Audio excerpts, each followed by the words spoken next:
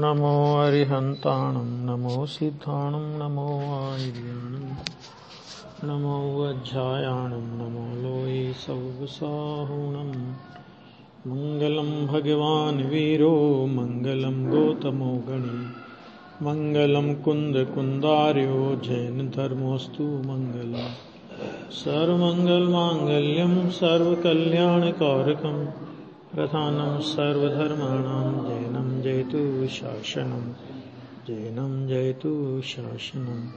सर्वव्यापैकचिद्रूप स्वरूपाय परात्मने सोपलब्धि प्रसिद्धाय ज्ञानानंदात्मने नमः। 257 गाथा तक हुई थी, आज 258 गाथा। अब ऐसी श्रद्धा करवाते हैं कि कारण की विपरीतता से अविपरीत फल सिद्ध नहीं होता, यानी कारण तो हो विपरीत यानी उल्टा कारण हो और अविपरीत फल आ जावे उससे, तो ये कभी नहीं हो सकता। विपरीत कारण है तो उसका फल भी विपरीत ही आने वाला है। वो यहां पे कहते हैं, गाथा पढ़ेंगे। जदिते विषय कसाया पावत्ति परुविदाय सथेषु क्रियते तत्परितब्धा पुरिसानिथा होन्ति। विषयों कसायों पाप छे जो एम निरूपण शास्त्र मा तो केम तत्प्रतिबद्ध पुरुषो हो रे निस्तार का। बहुत बढ़िया प्रश्नवाचक डाला है। देखो, जबकि वे विषय कसाय, मैंने वो पिछली गाथा से कनेक्शन किया है कि जो विषय कसाय में रत हैं, शुभ भाव का भी ठिकाना नहीं है, उनको प्रति कैसा भाव है ना, वो वहां से उसको लिंक किया कि जबकि वे विषय कसाय पाप है, इसमें तो कोई दो मत ही नहीं, तो विषय कसाय पाप है, इस प्रकार शास्त्रों में प्ररूपित किया गया है। सारे जिनागम में इस बात को प्ररूपित किया गया है। तो उनमें प्रतिबद्ध अर्थात विषय कसायों में जो लीन है, वे पुरुष निस्तारक माने पार लगाने वाले कथम भवंती, कैसे हो सकते, जो खुद विषय कसाय में डूबे हुए हैं, है ना, अब वो कैसे मतलब पार लगा सकते हैं। वो से लोग पूजा करते हैं, पद्मावती माता की पूजा करते हैं, जन्म मरण, तो मैं खुद ही जन्म मरण में डूबी हुई बेचारी हो, वो तुमको क्या पार लगाएगी। वो बोलते नहीं बोलते भगवान के आगे, अपन भगवान के सामने पूजा बोलते हैं कि जन्म मरण दुख मेटो, जन्म मरण मेटने के लिए मैं आपके ये चरणों में जल चढ़ाता हूँ, फलाना चढ़ाता हूँ। तो पद्मावती की पूजा में भी बुद्धि तो लगाई नहीं लोगों ने इतनी, तो उन्होंने वहां भी जल चढ़वा दिया, जन्म मरण विनाशनाय पद्मावती माता। मैंने कहा ये तो खुद ही डूबी हुई बेचारी, ये क्या तुम्हें पार लगाएगी। तो ऐसा कि जो खुद विषय कसायों में प्रतिबद्ध है, वे पुरुष निस्तारक यानी पार लगाने वाले कैसे हो सकते हैं, ये प्रश्न डाला आचार्य ने। अभी देखो बहुत अच्छा टीका। प्रथम तो विषय कसाय पाप ही है, इसमें एकांत है, कथनचित पुण्य कथनचित पाप ऐसा भेद भी नहीं है। विषय कसाय सर्वथा पाप ही है, वो है ना, पाप ही है। और विषय कसायवान पुरुष भी पाप ही है। यहाँ पापी को पापी बोलेंगे, वो पापी बोलो तो अभेद से बोलो, विषय कसाय रक्त पुरुष क्या है तो पाप। मैंने शैली है प्रवचन सार की कि जो जिस समय जिस परिणाम से वर्तता है वह उस समय वही है। तो पाप परिणाम से वर्तने वाला आत्मा के ये पाप है, पुण्य परिणाम से वर्तने वाला आत्मा के ये पुण्य है, धर्म परिणाम से वर्तने वाला आत्मा के ये धर्म है ना, ऐसा। तो वो पाप ही है। विषय कषायवान पुरुषों के प्रति अनुरक्त जीव भी पाप में अनुरक्त होने से पाप ही है। आया नहीं है, वो आता है ना कुगुरु के स्वरूप में नहीं आता, अंतर रागादिक धरे जेह बाहर धन अंबर ते स्नेह ते कुगुरु, आगे नहीं आता। और विषय कसाय में लीन है ऐसे। तो अब उन विषय कसाय में रक्त जीवों के प्रति यानी पापी पुरुषों के प्रति अगर कोई अनुराग करता है, अनुरक्त होता है, तो वो जीव किसमें अनुरक्त है? कि वो भी पाप में अनुरक्त होने से पाप ही है। इसलिए विषय कसायवान पुरुष स्वानुरक्त अर्थात अपने प्रति अनुराग वाले पुरुषों को पुण्य का कारण भी नहीं होते। धर्म की बात तो छोड़ो, वो तो पुण्य का कारण भी नहीं होती। ख्याल में आ गई नहीं? और फिर एक शब्द का प्रयोग किया है, विषय कसाय अनुरक्त जीव। देखो दो बातें ली है, विषय कसायवान पुरुषों के प्रति अनुरक्त, और वो जीव कैसा लिया? विषय कसाय पाप ही है, इसलिए विषय कसायवान पुरुष भी पाप ही है। देखो दो बातें हैं। मिथ्या चारित्र के स्वरूप का वर्णन किया जब छेड़ालाकार ने, तो उन्होंने मिथ्या चारित्र में एक शर्त लगा दी, इन जुत विषयन में जो प्रवृत्ति। इन जुत माने मिथ्या दर्शन और मिथ्या ज्ञान पूर्वक जो पंचेंद्रिय के विषयों की प्रवृत्ति में रत है, तो वो पंचेंद्रिय के विषयों की प्रवृत्ति क्योंकि मिथ्या दर्शन और मिथ्या ज्ञान पूर्वक है, इसलिए वो मिथ्या चारित्र है। इसमें दो बातें कि सम्यक दर्शन होने के बाद चतुर्थ और पंचम गुण स्थान में विषय कसाय की प्रवृत्ति होती है, वो सम्यक चारित्र तो नहीं कह सकते अपन उसे, बराबर ना, पाप है ना वो, तो पाप को सम्यक चारित्र तो नहीं कह सकते। लेकिन मिथ्या दर्शन है नहीं और मिथ्या ज्ञान है नहीं, तो अब उन विषय कसाय की प्रवृत्ति को क्या नाम दें? ज्ञानी की विषय कसाय की प्रवृत्ति को क्या नाम दें? सम्यक चारित्र कह नहीं सकते, व्यवहार भी नहीं कह सकते, निश्चय भी नहीं कह सकते, क्योंकि पाप में व्यवहार सम्यक दर्शन ज्ञान चारित्र का उपचार नहीं आता। और उसको मिथ्या चारित्र इसलिए नहीं कह सकते कि मिथ्या दर्शन ज्ञान है नहीं, तो उसको क्या नाम देंगे?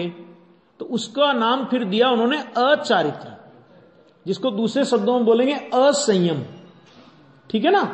तो असंयम होने पर भी मिथ्या चारित्र नहीं, वो पाप का परिणाम तो ज्ञानी को हो सकता है, लेकिन ज्ञानी पाप परिणाम में अनुरक्त नहीं है, पाप परिणाम के प्रति प्रतिबद्ध नहीं है। अरे पाप की बात तो छोड़ो, ज्ञानी की भूमिका में पुण्य परिणाम होवे, तो ज्ञानी तो उस पुण्य के परिणाम के प्रति भी प्रतिबद्ध नहीं है ना। तो यहां जो बात ली है ना, वो मिथ्यात्व वाली बात ली है। विषय कसाय में अनुरक्त का मतलब क्या होता है कि पांच इंद्रिय के विषयों में जिसे सुख बुद्धि पड़ी है, जिसने उसको सुख माना है पांच इंद्रिय के विषयों को, ऐसा जीव वो पापी है, वो पाप है। और उसके प्रति जिसको अनुराग वर्तता है कि वो उसके प्रति अनुराग वाला भी पाप है ना। अब विषय कसाय वान पुरुष वो कोई भी हो सकता है ना, वो माने गृहस्थ हो या किसी ने साधु का वेश धारण करके विषय कसाय के कार्यों में प्रवर्तता हो, तो उसमें कोई भेद नहीं करना है ना। सम्य दृष्टि मिथ्या दृष्टि का भेद गौण है। ठीक है, ये मिथ्या दृष्टि की मुख्य रूप से साधु होकर किसी की जन्मपत्री मिलाए विवाह, हाँ, तो वो तो पापी है ना, वो पापी। साधु का है पापी, बिल्कुल पापी वो तो। अरे जब देखो एक चीज समझ लो कि लोक में भी जब कोई ब्रह्मचर्य अनुव्रत धारण कर लेता है, समझना ध्यान से, ब्रह्मचर्य अनुव्रत धारण कर ले, तो उसकी इतनी जवाबदारी तो है कि वो अपने बेटे बेटियों का विवाह करेगा, करना पड़ेगा उसको, है ना। लेकिन दूसरे के बेटे बेटियों के विवाह की अनुमोदना भी करेगा तो अतिचार लगेगा। तो साधु ने तो 9 कोटि से ब्रह्मचर्य व्रत अंगीकार किया, मन वचन काय कृत कारित अनुमोदना, तो जन्म पत्री कैसे मिला सकता है? और मिलाता है तो उसने 9 कोटि तोड़ी।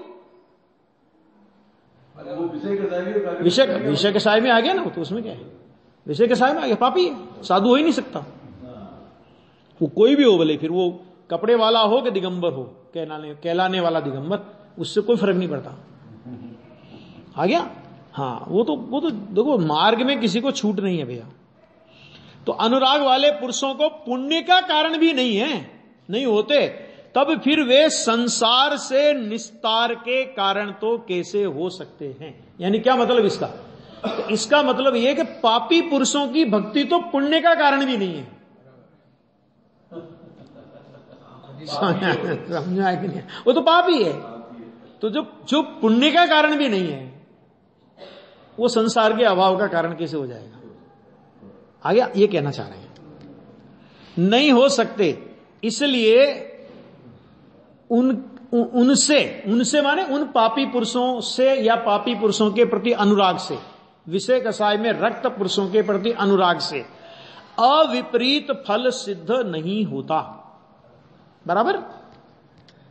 अर्थात विषय कसायवान पुरुष रूप विपरीत कारण का फल अविपरीत अर्थात मुक्ति नहीं हो सकती। अरे मुक्ति तो नहीं हो सकती, पुण्य भी नहीं हो सकता।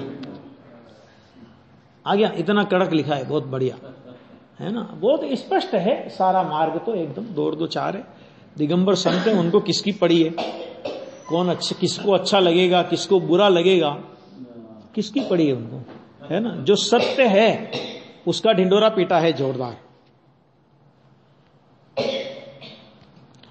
अब देखो, अब अविपरीत फल का कारण क्या कहा? अविपरीत फल का कारण मैंने मुक्ति रूप फल का कारण, ऐसा जो अविपरीत कारण, उसका मुक्ति रूप फल का कारण कौन होगा? अविपरीत कारण। तो अविपरीत कारण यह बतलाते हैं, मैंने कौन है अविपरीत कारण, ये बतलाते हैं। गाथा पढ़िए। उवरद पावो पुरिसो समभावो धम्मिगेषु समेषु गुण समिधि दोव सेवी भवति सभागे सुमगस्स ते पुरुष जान सुमार्गशाली पाप परम जेहने समभाव जा सो धार्मिके गुण समूह सेवन जेहने। क्या कहते हैं देखो इसमें, कि जिसके पाप रुक गया है, पाप किसके रुकेगा? बोलो। पाप रुकने की पहली शर्त है सम्य दर्शन।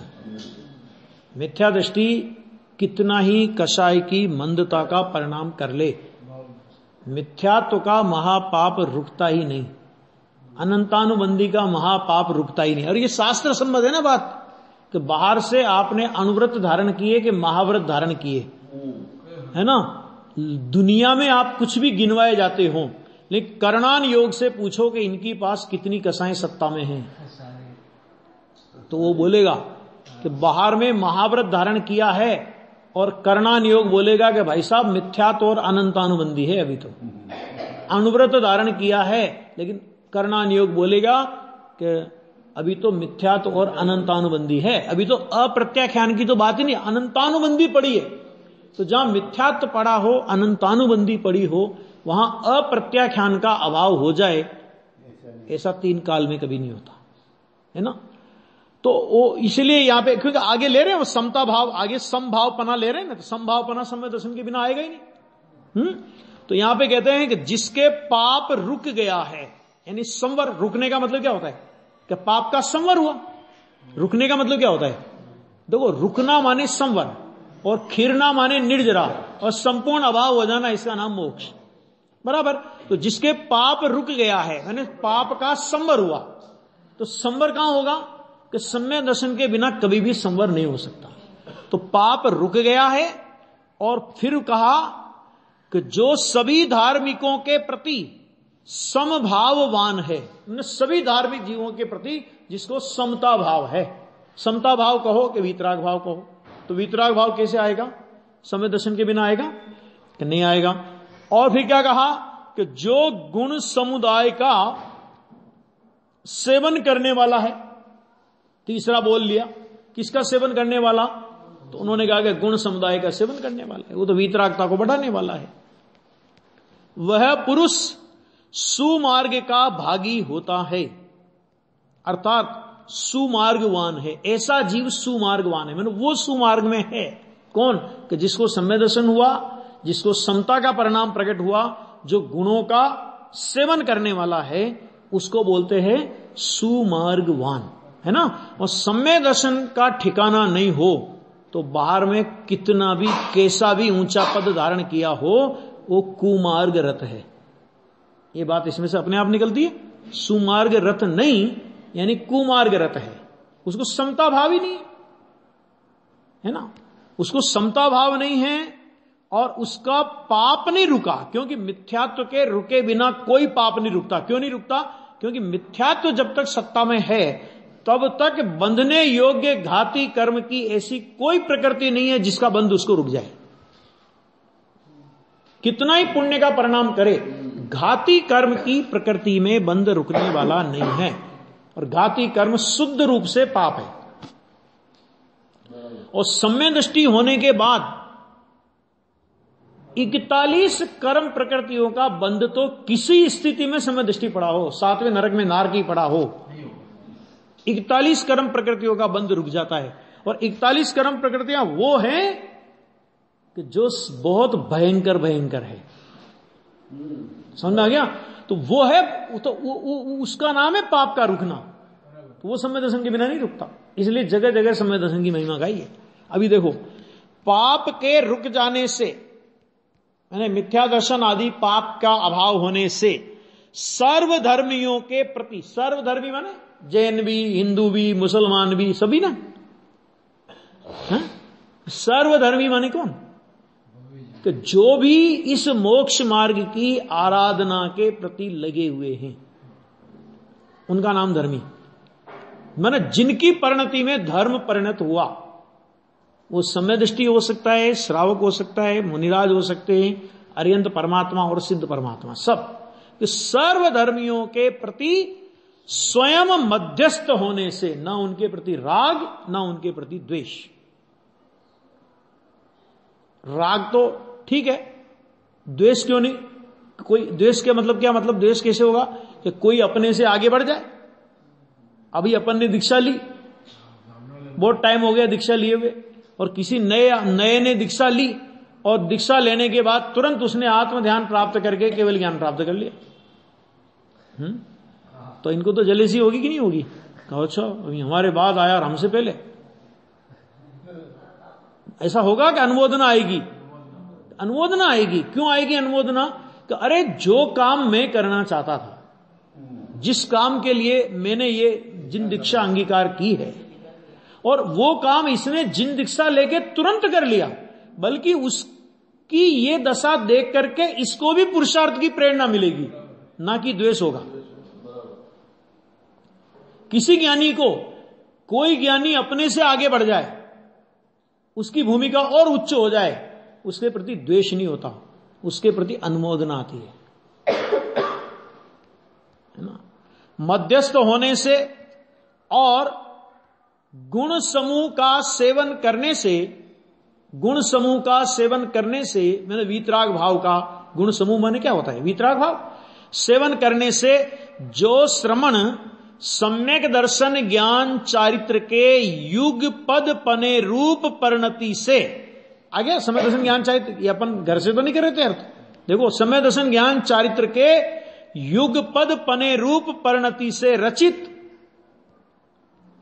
एकाग्रता स्वरूप सुमार्ग का भागी, माने शुद्धोपयोगी। ठीक है, एकाग्रता स्वरूप आया समय दर्शन ज्ञान चारित्र युगपद। युगपद का मतलब क्या? 7वां गुण स्थान और उससे आगे। एकाग्रता स्वरूप सुमार्ग का भागी अर्थात सुमार्गशाली यानी सुमार्ग का भाजन है, वह निज को और पर को मोक्ष का और पुण्य का आयतन अर्थात स्थान है। क्या मतलब इसका? कि मोक्ष का और पुण्य का आयतन यथा स्थान, क्या मतलब क्या?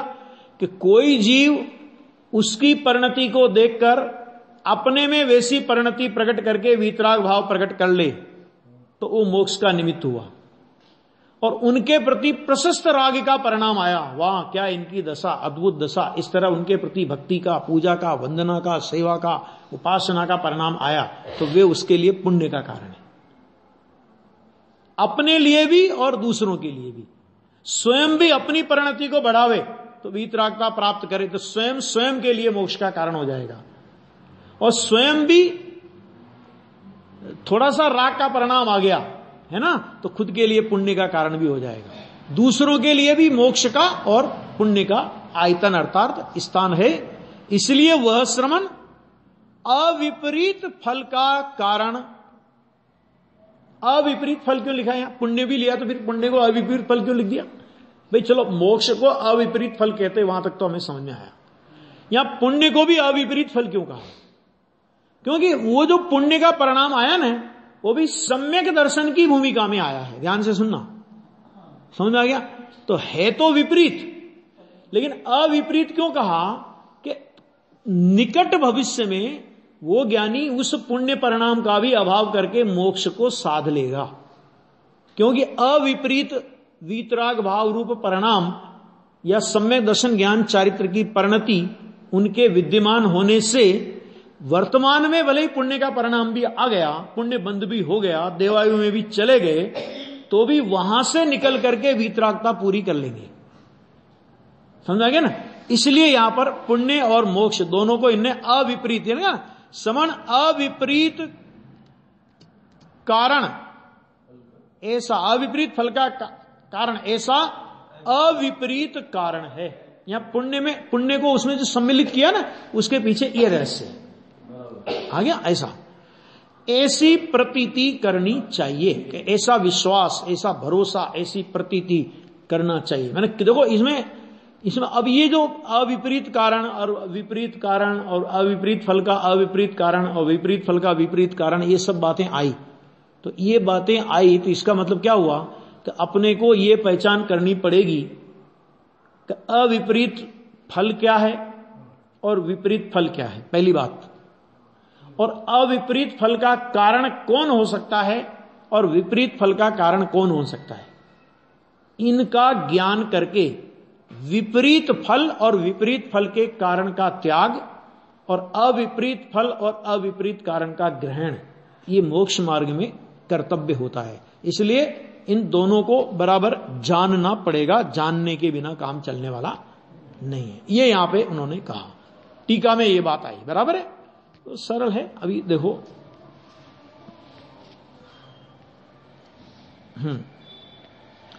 एक एक बात बहुत स्पष्ट रूप से और बहुत सरल तरीके से आचार्य देव ने अपने सामने रखी है ना। अभी देखो, अब अविपरीत फल का कारण, अविपरीत फल का कारण ऐसा जो अविपरीत कारण है, जिसकी पहले चर्चा आई ना, इसके पहली गाथा में अभी जो अपन ने पढ़ी, अविपरीत फल के अविपरीत कारण की चर्चा आई, तो अब उसे विशेष समझाते हैं, उसके लिए और स्पष्टता करते हैं कि वो अविपरीत फल का अविपरीत कारण कैसा है। उसको और विशेष क्यों समझ, उसको विशेष क्यों समझाते हैं? क्योंकि उसको जानकर उसका अवलंबन मोक्ष मार्गी की भूमिका में आता है, ठीक है। और विपरीत फल और विपरीत फल का कारण उसको जान करके उसको छोड़ना है, तो उसका तो एक सामान्य चर्चा कर ली। अब उसके बाद अविपरीत कारण की चर्चा करते हैं और अविपरीत कारण को और विशेष स्पष्ट करते हैं। वो यहां पे कहते, देखो, अशुभोव ओग रहिदा सुजुता सुहोव जुतावा तेस पत्सलहदीवत्तो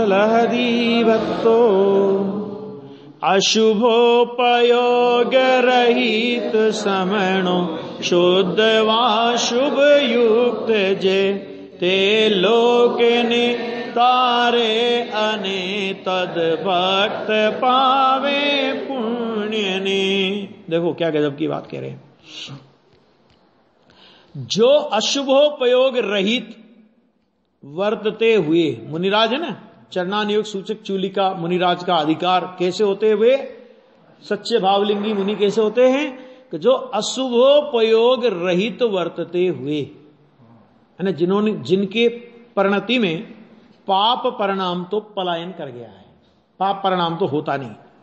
शुद्धोपयुक्त माने या तो वो शुद्धोपयोग और शुद्ध परिणति से युक्त होते हैं, वा अथवा शुभोपयुक्त होते हैं। तो दो ही परिणाम होते हैं मुनिराज की भूमिका में, या तो शुद्धोपयोग की भूमिका होगी और या शुद्ध परिणति पूर्वक शुभोपयोग में युक्त होंगे।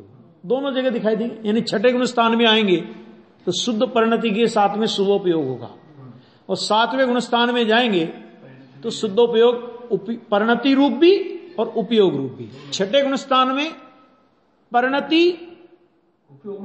उपयोग में नहीं होगा, वो माने उपयोग तो उनका स्वोपयोग में होगा और शुद्ध परिणति अंदर में होगी। अंदर की शुद्ध परिणति के साथ का शुभोपयोग, ये छठा गुण स्थान, और अंतरंग की परिणति के साथ में शुद्धोपयोग, ये सातवां गुण स्थान अथवा उससे आगे के गुण स्थान। बराबर। तो वे मुनिराज कैसे हैं? तो कहते हैं कि या तो शुद्धोपयुक्त होते हैं अथवा तो शुभोपयुक्त होते हैं। अशुभ परिणति तो उनको होती नहीं है। वे श्रवण, वे क्या करते हैं?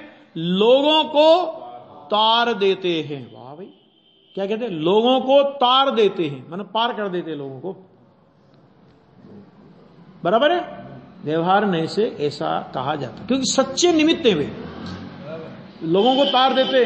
फिर आचार्य भगवान से अपन कहें कि साहब आप ही तो कह के आए थे कि मैं दूसरे को मारता हूं, दूसरे मुझे मारते हैं, मैं दूसरों को जिलाता हूं, दूसरे मुझे जिलाते हैं, मैं दूसरों को बांधता हूं, दूसरे मुझे बांधते हैं, मैं दूसरों की मुक्ति कराता हूं, दूसरे मेरी मुक्ति कराते हैं। ऐसी मान्यता अज्ञान है, ऐसा जिनेंद्र देव ने कहा।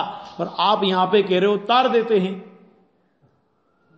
कि देखो, जिनमें तिरने की योग्यता होती है उनको ऐसे सच्चे भावलिंगी संत तारने में निमित्त होते हैं। तो निमित्त होते हैं तो चरणान योग की भाषा में ऐसा बोला जाएगा कि वे तार देते हैं, और ये उपयुक्त है। उस अनुयोग की वो भाषा है, व्यवहार की वो भाषा है। कोई भी बच्चा पढ़ता है, पास होता है, तो अपनी मेहनत से पास होता है कि गुरु जी की मेहनत से पास होता है? अपनी मेहनत से पास होता है। फिर भी जब वो उसका कोई इंटरव्यू लेने वाले आए कि भाई तुम्हारी मेरिट लिस्ट में बताओ तुम्हारे क्या हाल, तुम किस अपनी इस पढ़ाई का मेरिट लिस्ट में आने का श्रेय तुम किसे दोगे? तो क्या कहेगा वो? मैं अपनी योग्यता से पास हुआ। बात तो सही है ये, ध्यान देना। ये मतलब अपने मुमुक्षुओं में भी बीमारी है, इसलिए बोलता हूं कि तत्व का इतना अजीर्ण नहीं हो जाए कि वीतरागी देव शास्त्र गुरु के प्रति विनय और भक्ति का व्यवहार भी खत्म हो जाए। तत्व का ऐसा अजीर्ण नहीं हो जाए। नहीं, वो तो अपनी योग्यता से हुआ। देवशास्त्र गुरु क्या करते हैं? अब देवशास्त्र गुरु कुछ नहीं करते, लेकिन देवशास्त्र गुरु कुछ नहीं करते ये बोलने की लायकात भी तुझे देवशास्त्र गुरु से ही मिली है ना? नहीं है?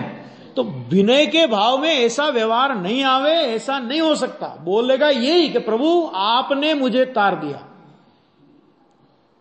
अभी आप सुबह 7:20 से बहिं श्री की तत्व चर्चा अगर सुनते हो अरिहंत चैनल पर, तो उसकी चर्चा में, हर चर्चा में सबसे पहला वाक्य लगभग आपको ये मिलेगा, बदो गुरुदेव नो उपकार छे, गुरुदेव बदो स्पष्ट करी दीदो छे। गुरुदेव का सब उपकार है, गुरुदेव ने सब स्पष्ट कर दिया है।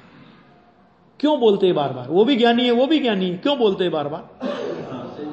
कि ज्ञानी को ही ऐसा व्यवहार आता है। बहुमान आएगा ना, बहुमान में ये भाषा कैसे होगी कि नहीं मैं अपनी योग्यता से सीखा हूं? सिद्धांत का प्रतिपादन करेगा तब यही बोलेगा कि गुरु क्या कर सकते हैं। भगवान के समोसन में अनंत बार गया, गुरु से तेरा होता, भगवान से तिरा होता तो अब तक कभी का तिर गया होता। सिद्धांत ये होने पर भी जब व्यवहार की भाषा होगी, उपकार प्रदर्शन की भाषा होगी, तो ये बोलेंगे कि गुरुदेव आपका अनंत अनंत उपकार है, भगवान आपका अनंत अनंत उपकार है। हे कुंद कुंद आदि आचार्यों, आपके वचन भी स्वरूप अनुसंधान में इस पामर को उपकारी हुए हैं, इसलिए आपको अत्यंत अत्यंत भक्ति से नमस्कार हो। ये श्रीमद राजचंद्र का वचन। गुरुदेव बोलते थे, कुंद कुंद आचार्य देव का हमारे पर अनंत अनंत उपकार है। अब हम गुरुदेव से प्रश्न करेंगे, साहब आप तो कहते हो एक द्रव्य दूसरे द्रव्य का उपकार ही नहीं कर सकता। समझ में आया कि नहीं है? कि भाई वो अपनी जगह, सिद्धांत अपनी जगह है और व्यवहार अपनी जगह है, और इस सिद्धांत की स्वीकृति पूर्वक का व्यवहार है। ध्यान देना फिर, और कि इस सिद्धांत को मिटा करके अकेला व्यवहार है, सो बात नहीं है। ये सिद्धांत ख्याल में है उसको कि कोई किसी को तार नहीं सकता, और फिर वो बोलता है कि इन्होंने मुझे, वो ऐसे लोगों ने, भगवान ने मुझे तार दिया, गुरु ने मुझे तार दिया, तो वो उसका कहना व्यवहार है। अजीर्ण, सिद्धांत का भी अजीर्ण नहीं होना चाहिए और भक्ति की अंधता भी नहीं होनी चाहिए कि ऐसे अंध भक्त हो जाए अपन कि सिद्धांत को ही स्वीकार नहीं करेंगे, एक द्रव्य दूसरे द्रव्य को नहीं तारता। देखो लिखा ही नहीं लिखा शास्त्र में, तार देते हैं। अब तुम तो हर जगह एक द्रव्य दूसरे द्रव्य का कुछ भला नहीं करता, भला नहीं करता, भला नहीं करता। यहां कुंद आचार्य ने लिखा है कि नहीं लिखा? मैंने कहा वो किसी ने लिखा था कि एक द्रव्य दूसरे द्रव्य का भला नहीं कर सकता? वो हमने लिखा था क्या? है ना? तो एक बैलेंस होता है। सिद्धांत की स्वीकृति और भक्ति में वीतरागी देवसास गुरु के प्रति ऐसा उमड़ता हुआ बहुमान। ध्यान देना, सिद्धांत को स्वीकार नहीं करे उसका तो कभी मोक्ष होगा ही नहीं, लेकिन बहुमान को भी स्वीकार नहीं करे वो भी पात्र नहीं है मार्ग। समझना है कि नहीं आएगा? ये बहुत जोरदार जैन दर्शन है ये। हाँ, लोगों को तार देते हैं। कुंद के शब्द है ना आचार्य देव के, लोकम निस्तारयंती, और वो भी कुंद के आचार्य के शब्द हैं कि एक द्रव्य दूसरे द्रव्य का कुछ नहीं कर सकता। तो ज्યાં જ્યાં જે જે યોગ્ય છે ત્યાં સમજવો તે, ત્યાં ત્યાં તે आचरे आत्मार्थी जन। आत्मार्थी दूसरे कहते हैं कि जहां जिस अपेक्षा से जो कथन किया गया हो उसकी मर्यादा में उसे स्वीकार करे। बराबर? देखो, लोगों को तार देते हैं और उनके प्रति भक्तिवान जीव, किनके प्रति? तो उन संतों के प्रति भक्तिवान जीव प्रशस्त मने पुण्य को प्राप्त करता है। उसको प्रशस्त पुण्य होता है जिनको उनके प्रति भक्ति वर्तती है। और भक्ति पहचान पूर्वक की होगी कि अंध भक्ति होगी? हैं? समय दर्शन पूर्वक की भक्ति है ये। खाली ऐसी भक्ति तारने की बात कही ना, तो उनको वे तार देते हैं और उनके प्रति भक्तिवान जीव उनको पुण्य होता है। इसका मतलब क्या है? इस समय दर्शन सहित की बात है। अज्ञानी को तो उनकी पहचान ही नहीं होती तो वो तार देते हैं, या उनके प्रति भक्ति पहचान होवे तो भक्ति होवे ना। क्या कहा? जब देवसास गुरु की पहचान किसको होगी? कि जिसको अपने आत्मा की पहचान होगी, ज्ञानी को होगी। तो ज्ञानी को जो भक्ति का परिणाम आएगा उस ज्ञानी को भक्ति के परिणाम में प्रशस्त माने पुण्य बनेगा। अज्ञानी को पापानुबंधी पुण्य बनेगा, उसे पुण्य नहीं कहते। उसे पुण्य कहने में पुण्य का अपमान है। पुण्यानुबंधी पुण्य, उसको तो ये साथी से पुण्य की बात है, और उसको पापानुबंधी पुण्य बंधेगा। माने पुण्य का पर साता वेदनी आदि पुण्य प्रकृतियां तो बंधी, लेकिन उस पुण्य के उदय में वो पाप का बंध करेगा। तो जो पुण्य का उदय पाप के बंध में निमित्त हो, मतलब ये समझ लो, देखो लोक में समझ लेना कि जो जहर जीवन में निमित्त हो उसे जहर नहीं कहते, दवा कहते हैं। क्या कहा? ध्यान से सुनना। किसी को सर्प काट खाए, और सर्प काट खाए तो जहर का इंजेक्शन लगाते नहीं लगाते हैं? तो कोई क्या लिया तुमने? कि जहर लिया। ये जहर लिया कहते हो, दवा लिया कहते हो? क्यों कहते हो दवा लिया? क्योंकि उसने जीवन बचाने में वो निमित्त हुई। तो है तो जहर, लेकिन जीवन बचाने में निमित्त हुई तो उसे दवा कहते हैं, है ना। और किसी कोई निमोनिया बुखार से उठा, है ना, और खाने का बहुत शौकीन, बादाम का हलवा लगा गया, चढ़ा गया भाई, है ना, और खाते ही अरिहंत नाम सत्य, कि क्या खाया था इसने? कि जहर खाया था। कि जहर भी रखते हो तुम? अरे बादाम का हलवा खाया था इसने। तो बादाम का हलवा जहर है क्या? हाँ जहर है, इसके लिए जहर है वो, क्योंकि निमोनिया से उठा है अभी ये। इसको मूंग की दाल का पानी पीने का बोला था डॉक्टर ने, घर पे कोई नहीं था, चुपके से लगा गया। तो वो क्या हुआ? वो जहर हो गया। नहीं होता अपने यहां पे? हाँ? 5 प्रकार के अभक्ष्यों में अनुपसेव्य अभक्ष्य अपने यहां पे, है ना। त्रसघात, बहुघात, अनुपसेव्य, अनिष्टकारक अभक्ष्य। तो अनिष्टकारक अभक्ष्य माने उसमें जीवों की कोई हिंसा नहीं है, शुद्ध चीज खा रहे हो आप, लेकिन आपके स्वास्थ्य के लिए प्रतिकूल है और उसके बाद भी खा रहे हो, अपने जीवन की परवाह किए बिना उसे खा रहे हो, तो वो आलू आदि से ज्यादा अभक्ष्य आपके लिए, मान लीजिए। क्यों? क्योंकि खाने पीने का नाम अभक्ष्य नहीं है। राग की कितनी तीव्रता है कि तुम अपने जीवन की कीमत पर भी उसका सेवन कर रहे हो। इसका मतलब कितना राग तीव्र होगा, और जितना राग तीव्र हुआ, दूसरे जीव की हिंसा तो हमको दिखाई देती है, राग की तीव्रता में अपनी आत्मा की हिंसा कितनी होती वो नहीं दिखाई देती। आ गया? ये बहुत गंभीरता से जैन दर्शन को समझना पड़ेगा हर बिंदु पर, है ना। कभी आचार्य स्वतंत्रता का ढिंडोरा पीटेंगे तो भगवान केवली परद्रव्य है, उनके लक्ष्य से भी तेरी दुर्गति होगी, ये भी शब्दों का प्रयोग करेंगे। पर दब्बा तो दुग गई। और यहां कहेंगे उनने तार दिया, उनकी उससे प्रशस्त पुण्य होता है ना। ये प्रशस्त पुण्य उसको होता है जो ज्ञानी होता है, हाँ, जिसको समझ में आ गया ना। और अज्ञानी को क्या का पुण्य है, वो पुण्य में पाप करेगा। तो पापानुबंधी पुण्य को पुण्य कहने में क्या मतलब है उसका? ऐसा प्राप्त करता है, बराबर। अभी देखो बहुत अच्छी गाथाएं हैं ये, बहुत सुंदर एकदम। देखो यथोक्त लक्षण वाले श्रवण ही, ऊपर जो कहा गया ना, वीतरागी जिनको अशुभोपयोग नहीं है, शुभोपयुक्त है अथवा शुभोपयुक्त है, दोनों है ना।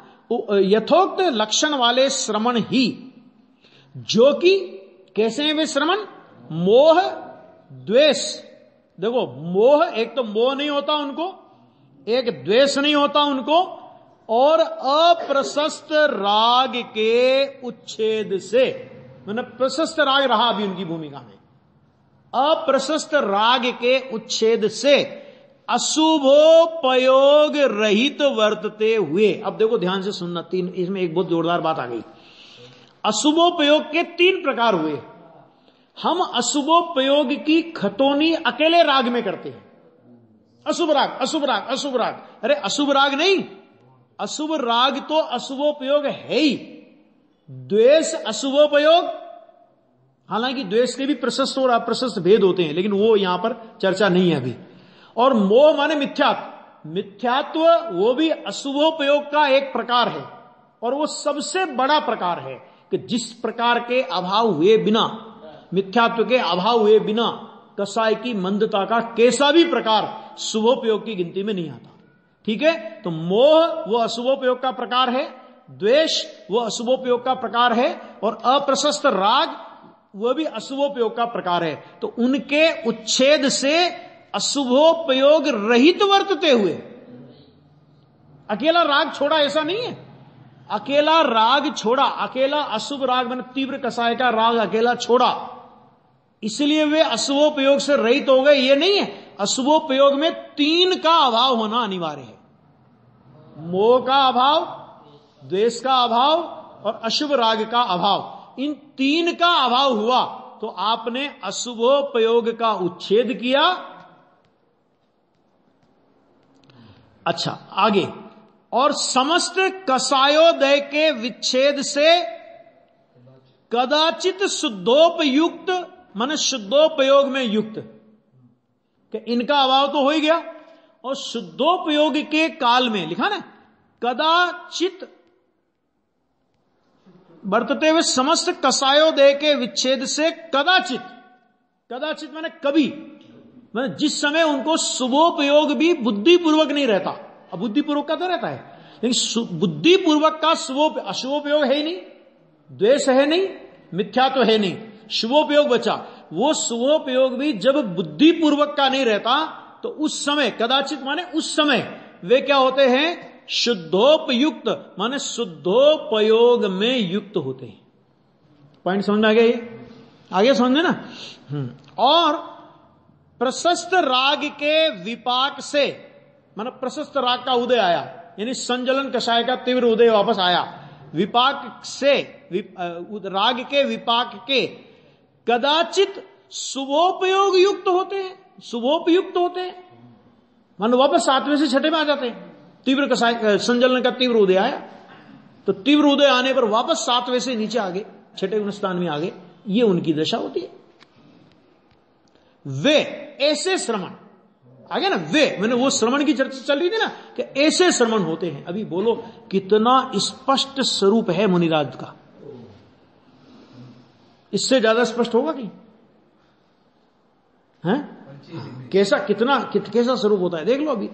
हाँ, वे स्वयं मोक्षायतन, मोक्ष का स्थान, मोक्ष के स्थान होने से, आगे कहेंगे 272 नंबर की गाथा में भावलिंगी संत को मोक्ष तत्व कहेंगे। ख्याल में आ गया ना? कारण में कार्य का उपचार करेंगे। कारण है शुद्धोपयोग और उसका कार्य माने फल आएगा मोक्ष। तो इस कारण का फल माने वर्तमान 7वें गुणस्थान की भूमिका के शुद्धोपयोग का फल मोक्ष आएगा। माने इस कारण का फल वो कार्य आएगा। तो उस कार्य का इस कारण में उपचार किया और उपचार करके वो 6, 7वें गुणस्थान की भूमिका में झूलने वाले भावलिंगी संत को मोक्ष तत्व आचार्य कुंद देव कहेंगे। द्रव्यलिंगी को संसार तत्व कहेंगे। और बहुत जोरदार गाथाएं। और उन गाथाओं का नाम क्या रखा आचार्य ने? पंच रत्न गाथाएं। ये 5 रत्न है इस विश्व में। तो द्रव्यलिंगी भी रत्न है। कहां रत्न है? वो भी संसार तत्व है। इतना सब कुछ करने के बाद भी संसार का अभाव नहीं कर सका तो कितना गजब है ये जीव। रत्न है वो। ये लेंगे 5 गाथा 271 से 75 तक समापन करेंगे ना प्रवचन सार की पूर्णाहुति, तब उसमें 5 गाथाएं लेंगे पंचरत्न की। तो मोक्षायतन यानी मोक्ष के स्थान होने से लोक को तार देते हैं। मतलब जो तरते हैं उनको तारने में निमित्त होते हैं, इसलिए उनके लिए बोला जाता है कि लोक को तार देते हैं। ज्ञानियों का व्यवहार भी कैसा होता है देखो जरा। और उनके प्रति भक्ति भाव से जिनके प्रशस्त भाव प्रवर्तता है, ऐसे संत के प्रति जिसको भक्ति भाव का प्रशस्त भाव प्रवर्तता है, ऐसे पर जीव माने दूसरे जीव पुण्य के भागी अर्थात पुण्यशाली होते हैं। उनको पुण्य का बंध होता है। यानी पुण्य का बंध भी कैसे जीवों के लक्ष्य पूर्वक होता है? ऐसे देव शास्त्र गुरु के लक्ष्य से पुण्य बंध होता है, और वो भी ज्ञानी धर्मात्मा को। अज्ञानी को तो देव शास्त्र गुरु की पहचान नहीं है। कषाय की मंदता हो, कदाचित स्वर्ग आदि का भव भी मिले, लेकिन भव के बीज का जहां अभाव नहीं हुआ, भव का बीज अगर साथ में है तो उस पुण्य की कीमत क्या है? देखो परमात्म प्रकाश में एक बहुत अच्छी गाथा आई है। पुण्य से वैभव मिलता है। क्या लिखा उनने? पुण्य से वैभव मिलता है, वैभव से अभिमान अर्थात मति भ्रम होता है, मति भ्रम होने से पाप होता है, इसलिए ऐसा पुण्य हमें ना हो। ये परमात्म प्रकाश में योगिंद्र देवाचार्य की गाथा है। होता है पुण्य भी सबको नहीं पचता। अज्ञानी देखो, जिसने आत्मा को पचा लिया वो तो पुण्य को भी पचा लेगा, लेकिन जिसने आत्मा को नहीं पचाया, माने जिसने आत्मा को श्रद्धा ज्ञान और अनुभव में नहीं लिया, और ऐसे अज्ञानी को पुण्य का उदय आएगा। पुण्य मन कषाय की मंदता होगी, साता वेदनी आदि बन जाएगा। साता वेदनी आदि का उदय आकर के 9 कर्म में अनुकूल संयोग जिसे बाहर में कहते हैं वो मिलेंगे ना, वो पचा नहीं पाएगा, वो पाप में परिवर्तन करेगा उसको। और ज्ञानी को तो देखो स्वर्ग में, जब कोई भी ज्ञानी जीव यहां से मर करके स्वर्ग में जाता है और स्वर्ग में समझ लो बहुत बड़े पद में गया वो, तो आपको पता है उपाद सैया से उठते के साथ ही, उपाद सैया पर जन्म होता है ना वहां तो, है ना, और अंतर्मुहूर्त में यौवन अवस्था हो जाती है, तो उसको सबसे पहले वीतरागी देवशास्त्र गुरु याद आते। कहां है जिन मंदिर? आप पढ़ो देवों का वर्णन, समझ आगे नहीं आएगा? अपने को क्या याद आता है सुबह उठते ही? जरा विचार करना, लगा लेना हिसाब किताब। मैंने दूसरों से पूछने की जरूरत नहीं कि वो स्वर्ग पुण्य बांध के गया ना, स्वर्ग में इंद्र बना, जन्म हुआ, और वहां उत्पाद सैया से उठते ही सबसे पहले जिनेंद्र भगवान के मंदिर में जाकर के जिनेंद्र भगवान की पूजन करता है, उनके दर्शन करता है, उनकी भक्ति करता है, उसके बाद स्वर्ग संबंधी कार्यों में लिप्त होता है। यह है ज्ञानी को पुण्य के पचाने का पैमाना। और अज्ञानी को पुण्य का बहुत उदय आवे तो सबसे पहले मंदिर छोड़ता है अरे सदैव टाइम कहां है हमारे पास, इतना हमारा व्यापार फैला हुआ है, इतना हमारा काम है, इतना ये, इतना वो, है ना, उसको नहीं पचेगा पुण्य। जिसको पुण्य नहीं पचेगा उसे कहेगा ठीक है बेटा, तू मुझे नहीं पचा पाया ना, तो अब तेरे को ऐसी जगह डालूंगा मैं। वो पुण्य उसको पाप में डालेगा। और ज्ञानी ने पुण्य को पचा लिया ना, तो पुण्य को पचा लिया तो ज्ञानी उस पुण्य का नाश। पचाने का मतलब क्या होता है? जो चीज पच जाती है, ध्यान से सुनना, जो चीज पच जाती है उसका वमन हो उसका विरेचन हो जाता है, और जो चीज पचती नहीं उसका वमन होता है। अज्ञानी को पुण्य का वमन होता है और ज्ञानी को पुण्य का विरेचन होता है। आगे समझ में कि नहीं आया? विरेचन होता रहेगा तो दोनों के नहीं, लेकिन ज्ञानी को पुण्य विरेचन होकर के अभाव होगा और अज्ञानी को पुण्य का वमन होगा, मैंने उसको पुण्य की उल्टियां होंगी। समझ आ गया? अपच होगा, उसको हाजमा खराब हो जाएगा, उसको घर गंदा करेगा वो। ये है स्वरूप, ऐसा है भैया।